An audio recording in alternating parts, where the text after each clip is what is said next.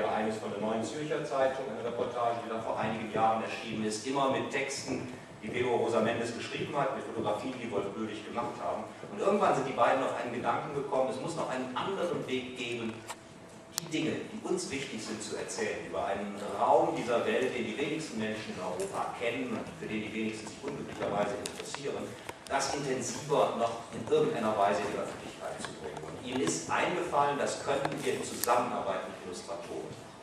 Und das ist das Black.Light-Projekt, an dem jetzt gearbeitet wird und was eigentlich hier in Erlangen in den letzten 4, 5 Tagen seine Initialzündung erfahren hat. Insofern, dass hier ein Workshop stattgefunden hat, zu dem 7 internationale Zeichner sich versammelt haben, die sich an diesem Projekt beteiligt werden, 7 von 10, die bereits zugesagt haben, vielleicht kommt noch der eine oder andere dazu, aber diese 7 haben 4 Tage lang nonstop daran gearbeitet, mit den Geschichten, die Mendes erzählt hat und mit den Fotos, die Böhlich gemacht hat, wiederum mit ihren Mitteln der Illustration Bilder zu schaffen, sodass man dann aus all diesen 3 Elementen etwas Gemeinsames machen kann.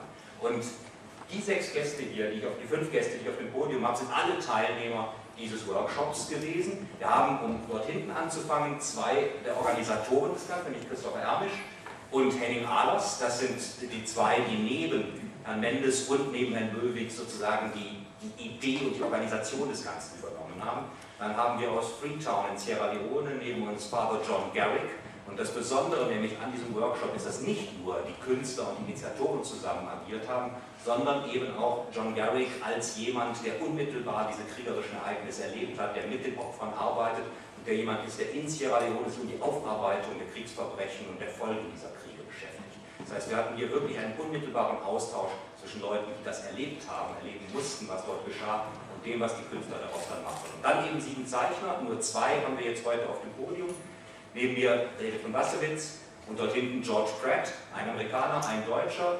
Und darüber hinaus nehmen noch Belgier teil, weitere Amerikaner, Italiener. Es würde jetzt etwas, oder doch, ich tue es einfach, weil es sich gehört, es aufzuzählen, man muss es nun fairerweise sagen. Also teilgenommen am Workshop haben noch Nick Klein, haben Stefano Ricci, haben Daniel Sechel, haben Benjamin Flau und als letzter einer für Thierry van Hasselt aus Belgien. Das waren die 7 Teilnehmer dieses Workshops. Außerdem sind noch dabei Greg Ruff aus Amerika, Serra aus Frankreich und Lorenzo Mattotti, der den Lebenspreis für sein Werk in diesem Jahr in Erlangen erhält, der aber genau deshalb natürlich auch an den Workshop schlecht teilnehmen konnte, weil er andere Verpflichtungen hatte.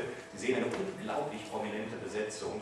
And now I'm going to switch into English, because now I'd like the participants on this podium to tell us about what happened in the workshop. But the first question, in the case that neither Mr. Mendes nor Mr. Böhlich are here, has to go to Father John Garrick. You know these guys, you met them in Sierra Leone. Please tell us, how did you meet them and what could you tell them about the situation in your country? Thank you. In the first place, I want to greet you all. I say good afternoon to you. And I sit here as a testimony in the first place that indeed Wolf Bowie and Pedro Mendes made their way to Sierra Leone and took pictures and wrote notes about the atrocities that took place in the about 10 years of war that lasted from 1991 to about 2002. I am a Sierra Leonean by birth, and I'm also a Sierra Leonean by nationality. I am also a Catholic priest, and of late, I am also a trained and qualified journalist. I was the parish priest of the parish of Holy Family that was in the geographical location of the southern district of Pujehun in Sierra Leone. During those days after the war, the government of Sierra Leone was concerned with transitional justice system.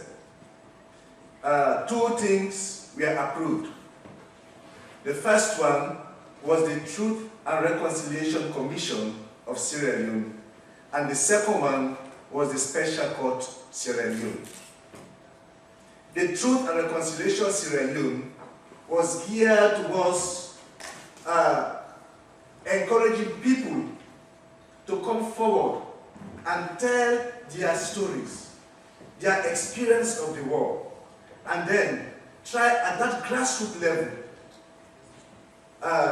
to those who are the perpetrators to acknowledge their role in the war, and then to ask forgiveness, and then reconciliation can take place between those who are responsible for inflicting the casualties, the sufferings of the people, and those who suffer. So the commission, the Truth and Reconciliation Commission, was a grassroots movement, was a grassroots process in order to bring peace among the ordinary Sierra Leoneans.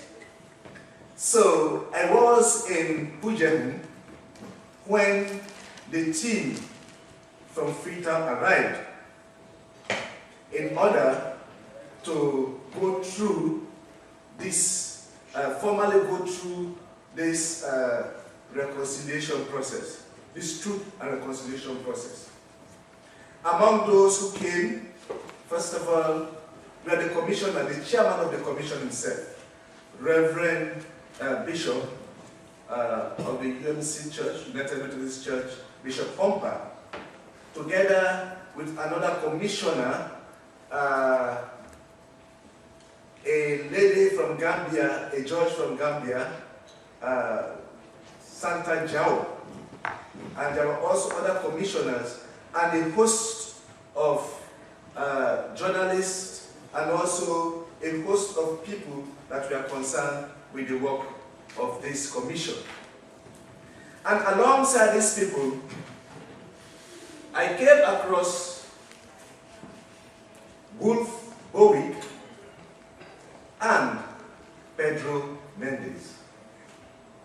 So they approached me, and then I asked them whether they are part of that Truth and Reconciliation Commission that is moving. But they said, well, they came together with them, but they are not so much part of that Truth and Reconciliation Commission.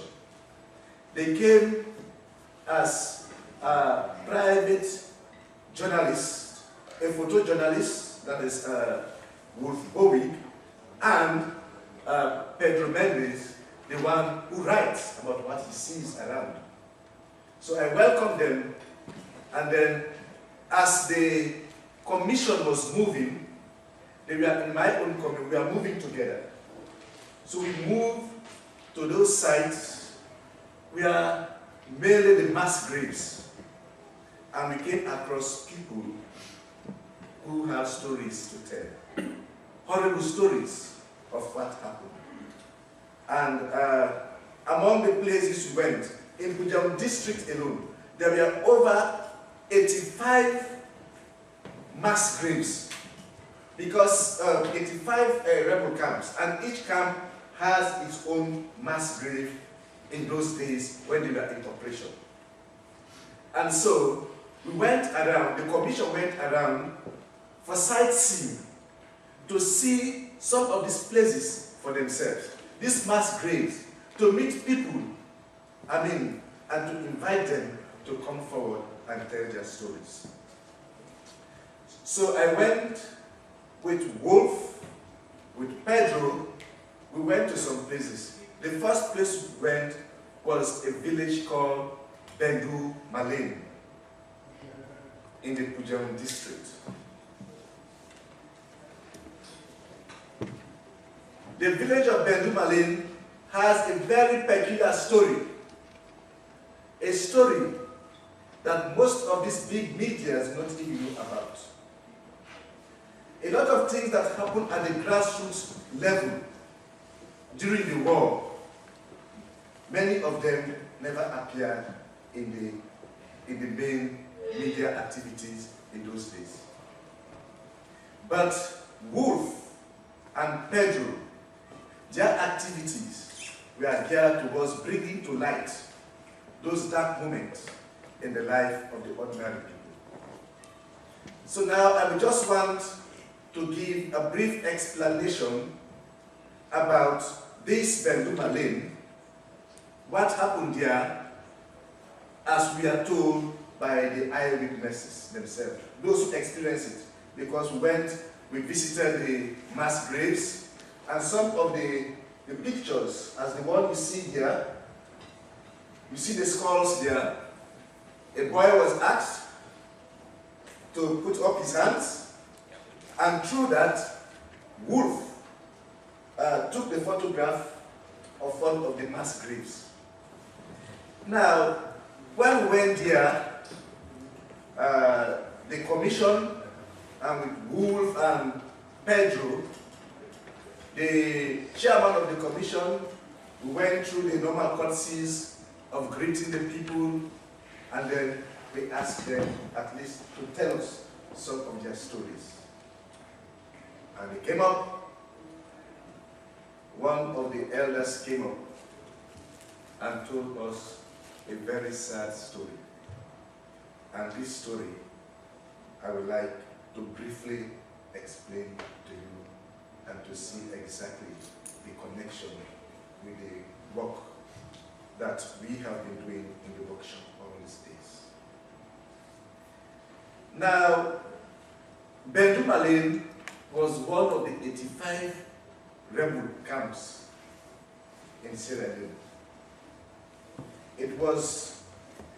Initially it was a very small village, but it became big. Because the rebels now used the place as the base, and many of them were staying there with the ordinary villagers. And they were forced to do many things. They were forced to carry heavy load, working miles and miles, either into Liberia or to other rebel camps. They were used for that. Their women were raped. A host of things happened. Now, the war in Sierra Leone was indeed a very peculiar war. Because what happened, it came to a point that people could not tell the difference between the rebel and the soldiers, the government soldiers. Because at times, people recognize even the government soldiers behaving as rebels. And so, in Sierra Leone, they coined the word sobers, which is just a contracted form of soldier rebels.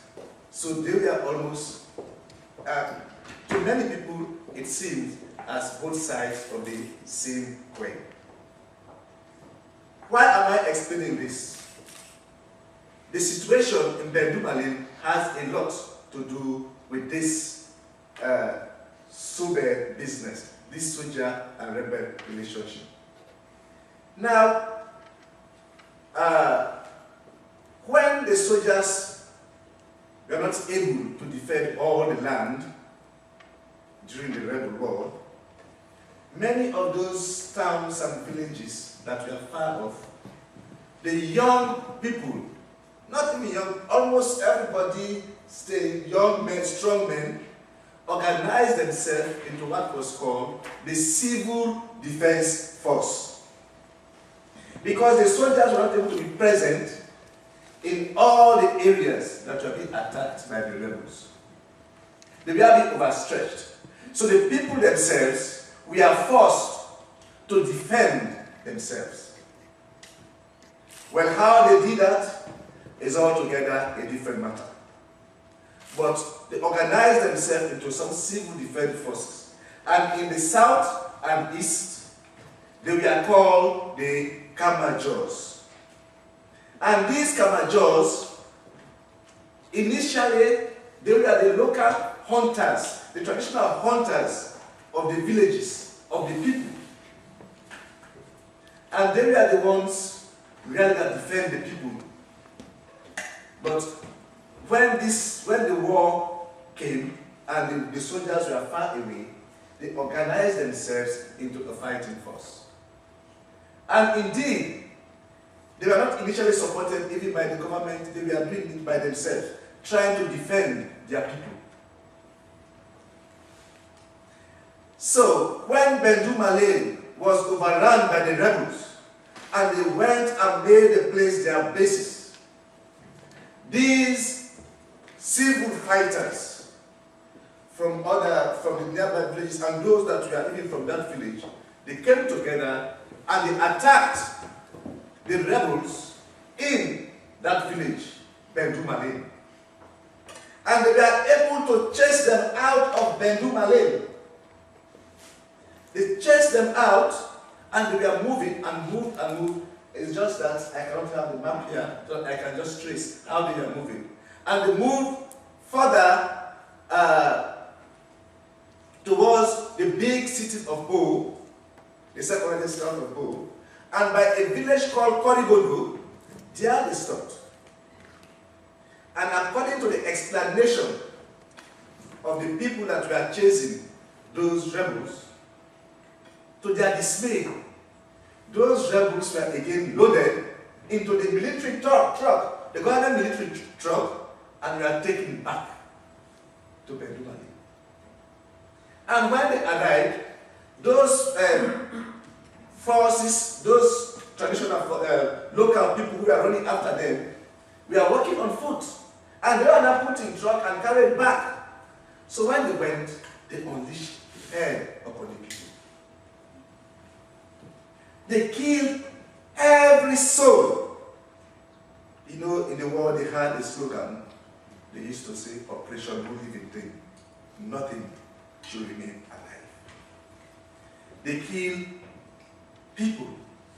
They killed animals. They burned down houses. And when that was happening, it was in that process that a small boy called Mori, who was asleep in the house, came outside and he was captured by the rebels. And they asked him, he identified himself, they took him around, asked him to see whether he can identify his father. He identified, he saw his father who was dismembered, butchered. And then, when they were satisfied that all was dead and destroyed in that village, they took the boy and said to him, from today, you are the chief of this village. What you can call maybe like the king of this village.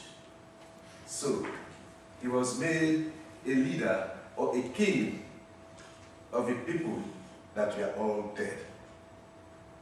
And he was left there. And it was in that process, when they destroyed the place, they moved again to another place. And then those fighters, those local fighters, those civil defense fighters who were pursuing them, but were going on foot, they arrived and they met this situation. So one of the leaders took the boy and was taking care of him until they found his uncle. And so that was the story of that village called Bendu-Malem. And so Wolf and Pedro became interested in this little boy that was made king of a village where everybody was dead, of the whole graveyard. And so they asked me to assist them to look out for this boy. So we went in search of him, and we discovered him staying with his uncle and was attending the Quranic school, the Arabic school, the one that normally have in the houses. So that was all he was doing. Goes to farm and then comes back. He was there. And so we took pictures and went back to Bendu-Malem and also interviewed many people. So much, the writings of Pedro was indeed something that was done at that grassroots level. We also went to another town called San Malin. Soldiers were staying there. At one particular point, they invited young men, all the young men, to a meeting. Over 60 of them. They were all gone down. And they were buried in the swamp by the beach, towards the entrance of the town. So those people in Berdumalin who came back, they asked some of their relations to come, and they had to bury all their dead in mass graves. And the graves were not even closed, because the whole place was littered with bodies, skeletons. So much so that even when they go to work in the farm, as you dig a little, you bring out a skull, a bone, something that has to do with the mortal remains of a human being.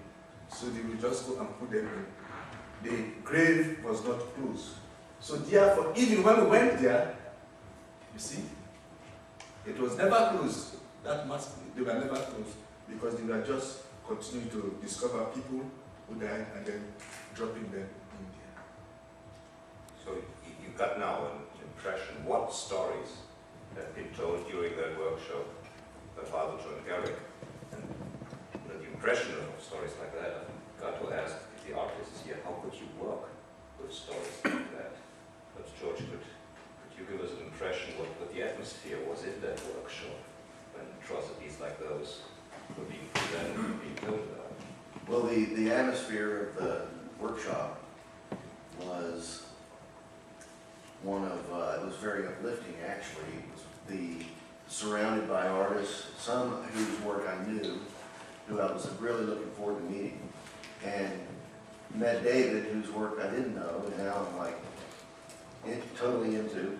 I think we were all elevated by the work that each other was doing. I know that I was. It forced me to rethink the way that I handle my own work, and it's kind of forcing me to grow a little bit in ways that were unexpected when I took this on. The material obviously speaks for itself. The stories and the power of the narrative. The hardest thing, I think, is to illustrate it in a way that's not gratuitous, and I don't think anyone has done that. It's how do you hold back and still get the power of the story and let the words that Pedro has written and that Father John Garrett has told us kind of shine through. That's the difficult part, but one I think that each of us sort of embraced throughout the workshop. We had a kind of international team for that workshop, and well, David was one of the first ones who was around this whole project. How did you get into contact with Böwig and Pedro Mendes? How did they find you as an illustrator for that project? Well, the organizer Henning Adels was staying in Berlin, and that's where a friend of mine, I met him during another workshop, told me to get there and meet him, because he's got a very interesting project that I should listen to. I should listen to what it's all about. So I went and met Henning, and we immediately hit it off, and I decided to join the project. That's how we met. When did it start? And at what time did you begin with the project, and what were the first steps which were taken? Ich mache es jetzt einfach mal auf Deutsch, weil es fällt mir jetzt ein bisschen leichter. Also wir haben, glaube ich, vor 2 Jahren, oder sind es jetzt schon bei 3 Jahren? Ich weiß nicht. Naja, also der inoffizielle Start unseres Projektes war im April 2010. Da haben wir uns zusammengesetzt und überlegt, dass die Idee schon so langsam im Kopf schon immer bestand, eben halt ja, zu entwickeln ist, weiterzubringen ist. Und haben beschlossen, jetzt packen wir die Illustratoren an. Das Konzept, die Idee haben wir, und jetzt dürfen wir auch, ob es funktioniert, ob wir mit den Illustratoren zusammenarbeiten können. Welche Illustratoren wir nehmen. Ja. Also wie man es dann eben macht, man recherchiert halt einiges, man hat schon so ein bisschen seine Wunschkandidaten halt parat natürlich. Und ich meine, das ist dann wirklich sehr klassisch, man schreibt die Leute per E-Mail an und bräuchte mal, was da so für Resonanz gibt. Also war es zum Beispiel bei George, so war es bei Daniel Cissé, ein Künstler, der so gleich als erstes mit an Bord kam. Also wir bekamen ein Feedback innerhalb von einer Stunde, dass er daran sehr interessiert wäre, an dem Projekt teilzunehmen. Um ihm deutlich zu machen, was wir vorhaben, haben wir halt die Geschichte von Nori aufgegriffen und die Fotos von Wolf und die Texte von Pedro zusammen mit Illustrationen von Daniel, die er bereits für andere Verleger gemacht hat, halt zusammengebracht im Layout. Also das waren Sachen, die von Captain America Comics, die im Dschungel von Afrika spielen, nur um einfach zu zeigen, in welche Richtung es gehen könnte. Und wir wussten auch nicht, ist das jetzt irgendwie vermessen oder wie oder was, wir haben es einfach mal gemacht. Und wie gesagt, nach einer Stunde hatten wir Feedback und das ist auch unbedingt dabei. Ja, positives Feedback hatten wir dafür. Und innerhalb 2 Wochen später ist Wolf Böbig direkt zu SSA nach New York geflogen und an einem Wochenende das Material, Fotos und die Texte von Friedel durchgegangen und hat im Prinzip der Daniel gebrieft und damit hat Daniel mit der Geschichte begonnen mit den Zeichnungen. Ganz genau, an demselben Wochenende war ich halt in Berlin unterwegs, habe David getroffen. Das war, glaube ich, das war nach dem letzten Comic-Salon, an dem ich nicht hier war. Und da hatte man mir gesagt, guck dir mal die Sachen von David von Bassewitz an, das könnte vielleicht passen. Und dann haben wir uns in Berlin getroffen, das war zum selben Zeitpunkt, war auch in Klein in der Stadt, also das hatte sich dann alles ergeben. Und genau, an dem Wochenende war Wolf in Brooklyn bei Daniel. Und dann hatten wir halt schon genug Leute, dass ich mich dann auch getraut habe, George anzuschreiben. So one of the most fascinating aspects about all this is, of course, the collaboration between 4 different levels. Here you have the texts by Pedro Mendes, you have photographs by Wolf Böbig, you have the illustrations by the 10 different artists, and you have the eyewitness stories, which are becoming a part of all this. And of course, that workshop that took place during the last 4 days in Erlangen was the first really big meeting of all the participants in this project. When was it clear to you that there has to be something like workshops, which of course is very unusual in a project like this? Normally you would do collaborative works and everyone works for himself, and then at the end you put everything together, but you don't do it in one office, you don't do it with eyewitnesses and things like that. What was your impact to do that? Yes, an interesting thing about that was actually that we think we couldn't get to every single artist, but we need really to get the artist into the stories, to get near to what is happening and what, like John had told, happened, what it means for you. And for us it was clear that it's better to get in a group, in a workshop, because all artists together get the same information, get into the story, and could hand out how they can handle it really, and try to support themselves or exchange things. And yeah, you need a lot of information. You need a lot of information about feelings, and you cannot put that into an email and then email back and forth and back and forth. So it's important to hear what John is talking about. The direct dialogue is very important, even to get the artist kind of be open for new things, because every artist is working at home and he has this clear vision to how he wants to tell a story, and we want to get kind of, we wanted to give him more impulses and that they're more open for doing new things, like in combination and merging of photos and the drawings. And Pedro gave us all the freedom to work with his text as we want, Wolf as well. And so we wanted, in that workshop you can make more clear, and the artists are more open for everything. Father John, what was your intention participating in that experience, and what does it mean, a project like this, to the people of Sierra Leone and to the other West African states? In the first place, I want to go back a bit, because that was not only the only encounter I had with Wolf.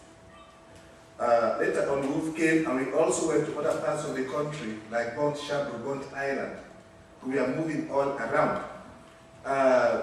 Some few months back, I received a note from Pedro, and then telling me that Wolf is trying to work on a project that has to do with all the photographs that he took, and the note that he wrote concerning the situation in Sierra Leone.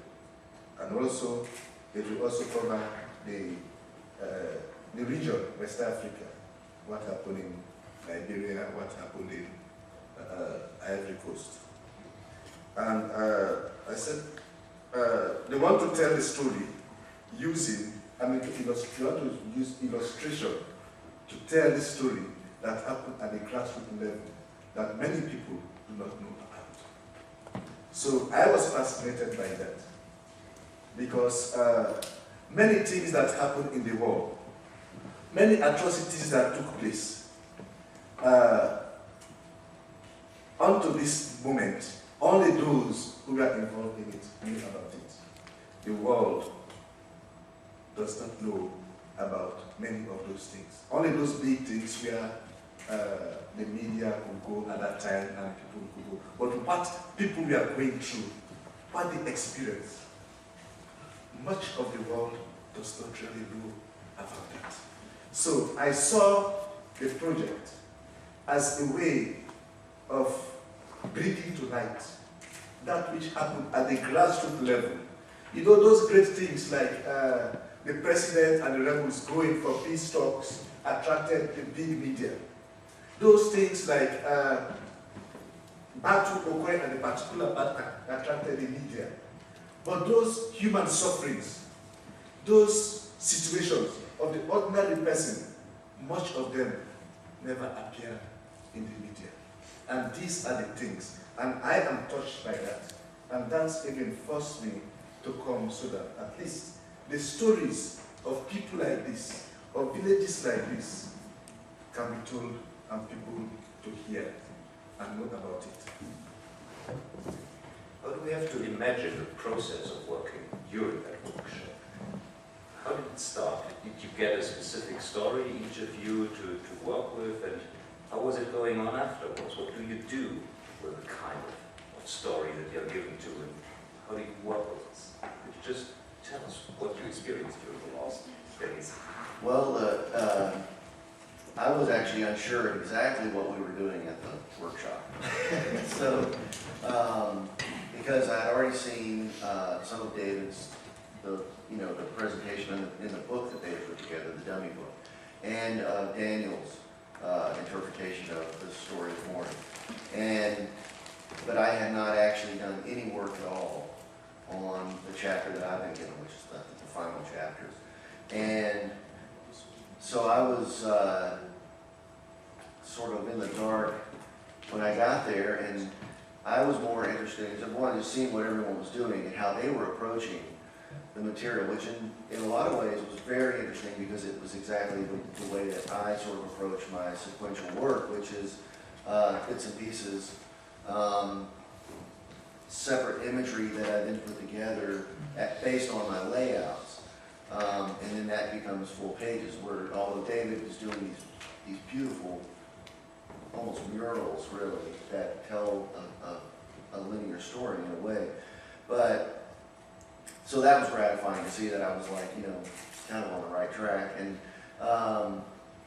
but to sort of have, for myself, it was more, I was just trying to come up with imagery based on the material, just offhand.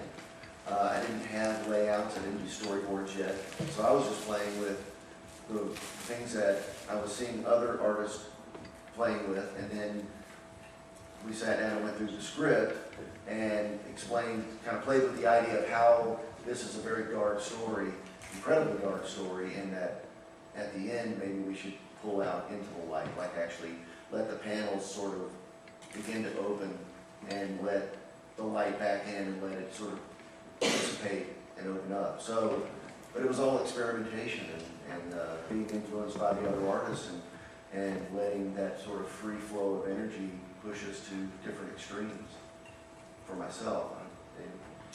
Yeah, it's really interesting to see the different approaches of every artist, like trying to find imagery.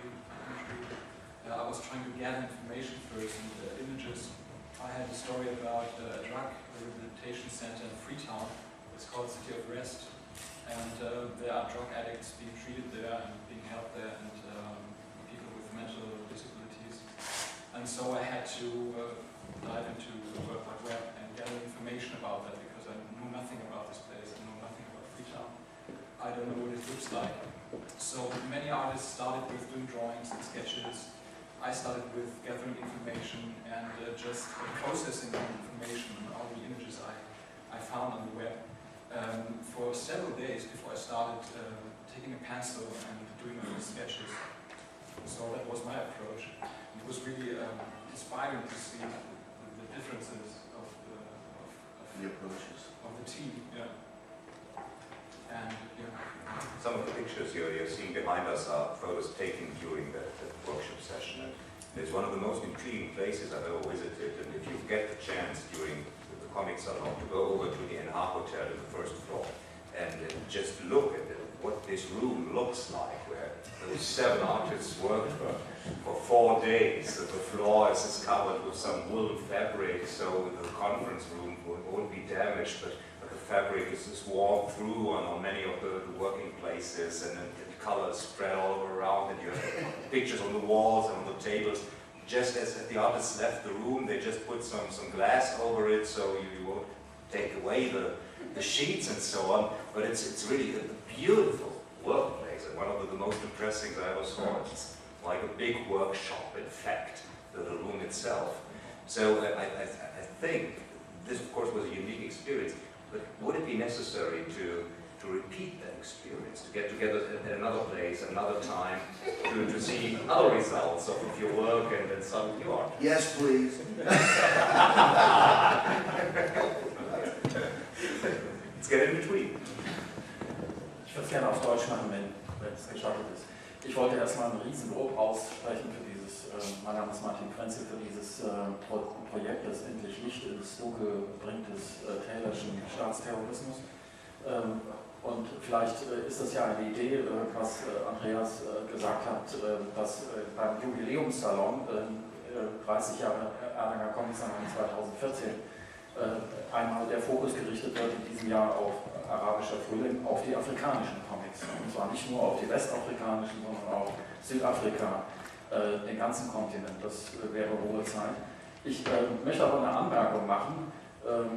Ich hatte also selber Tuchfühlung mit Westafrika über einige Jahre hinweg, gerade in jüngster Zeit, dass auch in den früheren französischen Kolonien Massaker verübt werden, etwa im französischsprachigen westafrikanischen Guinea, und dass der dortige frühere Machthaber seine militärische Ausbildung, ehe er diese Massaker verübt hat, gegen vor allen Dingen die Mehrheit der Fuller verübt hat, seine Ausbildung genossen hat bei der deutschen Bundeswehr. Ist so eine Pikanterie am Rande. Ich wollte also nur darauf hinweisen, dass Sierra Leone, Liberia, ein Aspekt ist der Gewalt und der Massaker in Afrika. In Westafrika, in Guinea, im französischsprachigen Guinea ist es auch der Fall. Und auch ein weißer Fleck auf der Landkarte der westlichen Medien. Danke. Ja, da kann ich ganz kurz antworten, dass wir haben jetzt aufgrund des unser Zeitzeuge aus Sierra Leone kommt und so ein bisschen auf Sierra Leone begrenzt. Also wir das Projekt umreißt die Region Westafrika, was auch Guinea betrifft, was eben halt Liberia betrifft, Sierra Leone, Elfenbeinküste. Also wir die Reportagen. Sie sehen das Ganze. Ja, genau, das heißt ganze Region, gerade eben halt auch. Eine dieser Geschichten wird auch so symbolisch praktisch die Reise von Charles Taylor als himmlischer Stern durch die Region Westafrika betrachtet. Also es ist ja ziemlich pervers, dass in Guinea praktisch die Mehrheit der Mehrheitsstamm in Guinea, die Kolonisatoren haben sich ja nicht gekümmert um die Grenzen, einfach willkürlich, das überschneidet ja alles, aber die Mehrheit ist ja dieser Volksstamm der Fuller, aber das sind nicht die, die regieren. Ja? Also wir kennen das Phänomen ja auch aus dem Nahen Osten. Und die werden also systematisch unterdrückt in Guinea und Westafrika und von einer kleinen, radikalen, gewalttätigen Minderheit. Bis heute. Yeah, I would like to also come in to support his statement. You cannot attack everywhere at the same time. You must have a base. For a thing like this, they are more based in Sierra Leone. And from Sierra Leone, they further moved on to Liberia, where they came across Commander Peanuts and all those things. There are other things about Liberia. They were moving around. It is not only Sierra Leone, but they were moving around. But I'm sure it's just that they may not be in a position to do so now, because wolves have been moving all around West Africa in order to get pictures, to get out Pedro, not to get pictures and get information about things that are very grassroots to people in those regions. They have been doing that. We just hope and pray that they will be in a position to continue to do so, at least to expose and to tell the story of what is happening down here. That brings us to the question which I started first about the future, what's going on now after the workshop. A fascinating start, but of course we don't have single stories finished yet, so the artists now have to work afterwards with the concepts they did, and so what will be the next step in that project? The next step will actually, when we got all the illustrations and talk with the artists how we could arrange the stories, is to get all the things together, which means we have the text, Pedro, the photographs, and the illustrations, and how to make the layout and how to combine the scenes. Not like we always said, not just adding but merging, so that the different levels of the media get together to tell one story really. And every chapter will get his very special design, I think, and you will now discussing how even stories can change. So we had one story of a general who is in charge in his town, and and one artist find out, okay, I think it's a good story as a reportage, but for me to illustrate it, it's a boring story because he's in charge and there's nothing going on there. And so the idea of the artist is to show the guy in charge, but bring another level into the story to show the chaos behind his back, to see how the former child soldiers now live and how they getting their drugs, and the guy in the reportage thinks he's in charge, and in reality he's not. So it's an idea. So we're trying out right now, and we'll see. So before we start the last round of questions during the podium, are there any more questions from the audience? So this is your chance, because afterwards I will pose some questions and then you won't have time to ask yours. So, yeah.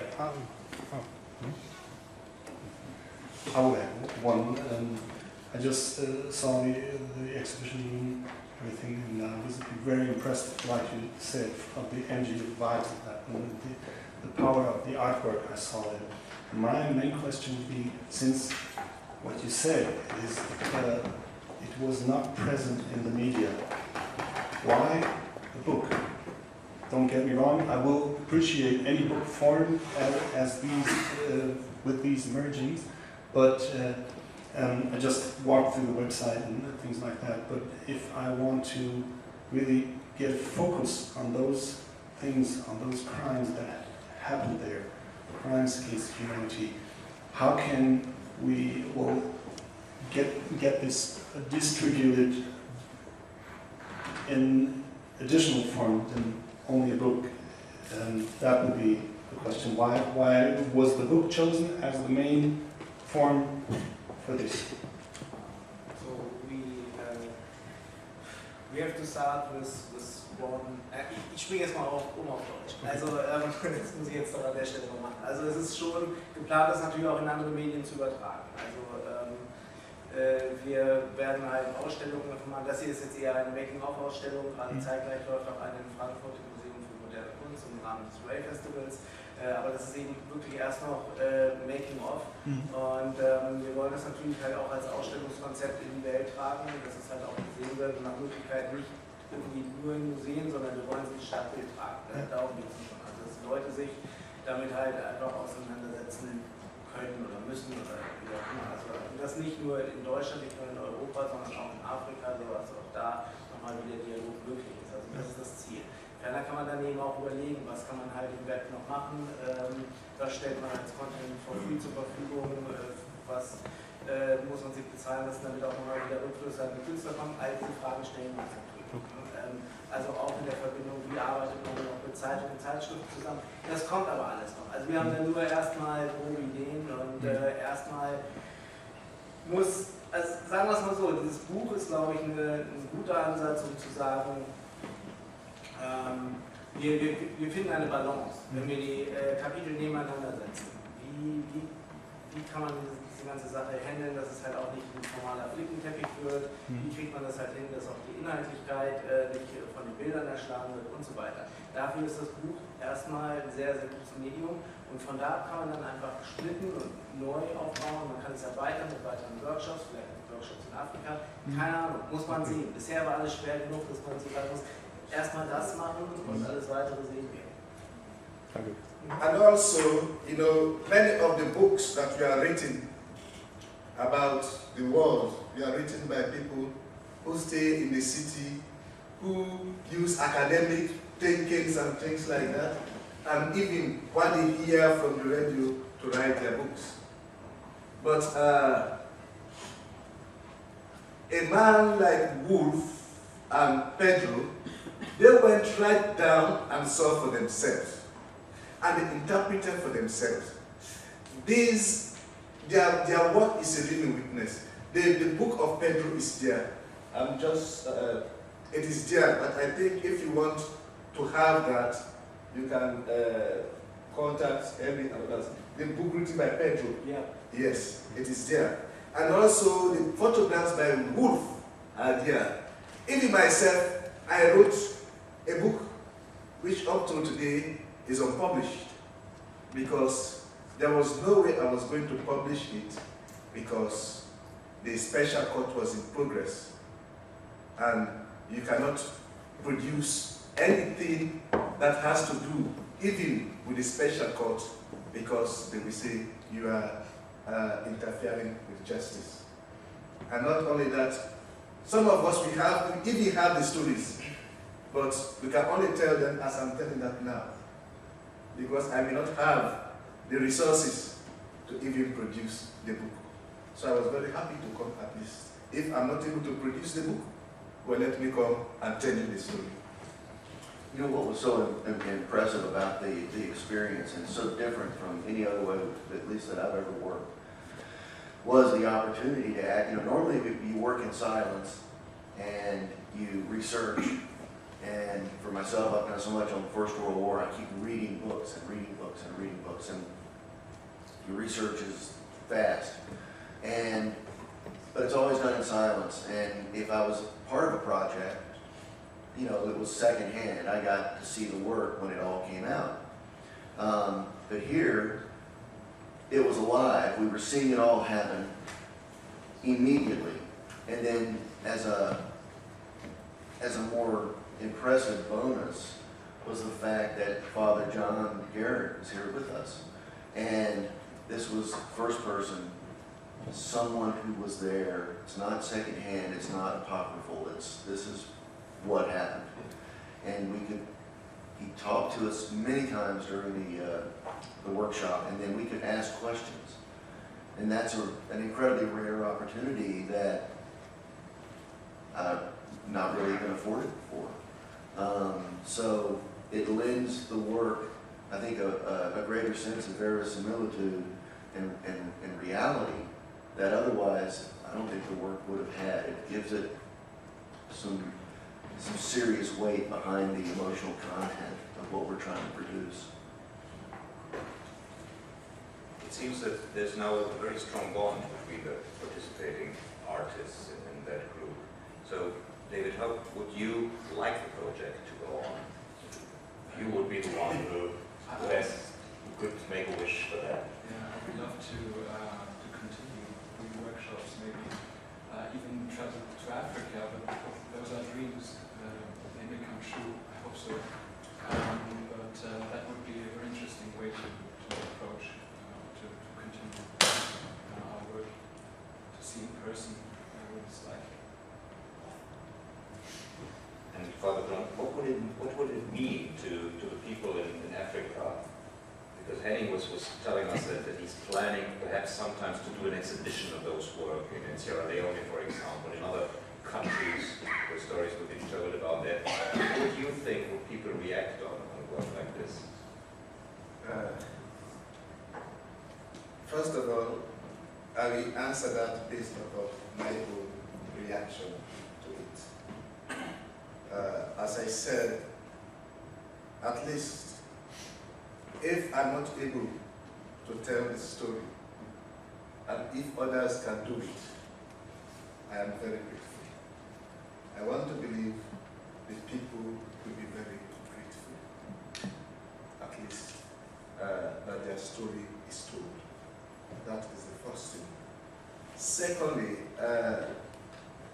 you know, I have gone through this process many times. Since after the war, I have been visited by many international journalists asking me about the war, trying to get information from me. Initially, just after the war, I used to have terrible dreams. I used to feel so bad. I would sleep and then I would dream of soldiers running after me, people trying to kill me, and things like that. It was all on my mind. But when I keep explaining, I keep talking about it, sharing it with people, I feel myself light, I feel myself being offload of those type of things. The people will appreciate it because it is their story. They cannot tell it, but others are telling it for them. And one thing I want to assure you, because with me involved in it, I make sure that the story is on the actual line of it as it happened. So that is what I have been impressing into all this. There are times I call them and talk to them. It was like this, yes, but this is the direction. I try to give the direction because I was part of it. And I'm sure if it goes to Africa, if it goes back home, people recognize that indeed this is their story, and for which they will be grateful. I still remember somebody asked whether people's experience, you do it in the form of comic, how people react, whether they will be, whether they will not be angry. You know, I myself, as I said, I'm a trained and qualified journalist. There are many ways of telling this story, at least to catch the attention of people, to make them understand. These comic illustrations, to us, are very much a new form of journalism that is coming, telling the stories. Normally, you write a book, for people to take the book and read, it can be difficult. But when it is in that form of illustration, you look and those things you follow, it can interest you to read and go through and know exactly what happened. So to me, I believe the people will accept it and welcome it. So thank you all very much for sharing your experiences with us. Thank you very much for your patience and your time, and we wish that project all the best, I guess. Thank you very much.